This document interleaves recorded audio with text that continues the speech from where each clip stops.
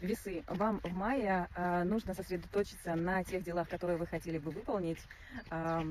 У вас будет активный месяц, поэтому все, что задумали, все смело начинайте, все делаете. Даже если кажется, что это очень много, на самом деле у вас будут и возможности, и энергия для того, чтобы все это выполнить.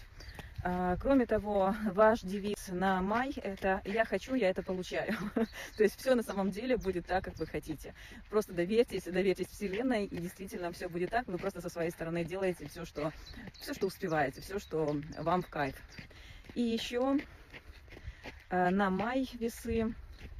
Знаете, порадуйте себя чем-то для обустройства или своего дома, вот чем-то красивым, или же купите себе какие-то наряды или какую-то новую косметику, если это мужчина, что-то там тоже можно можно из одежды, можно просто что-то такое, что давно хотелось, или в машину, там, или какую-то удочку новую.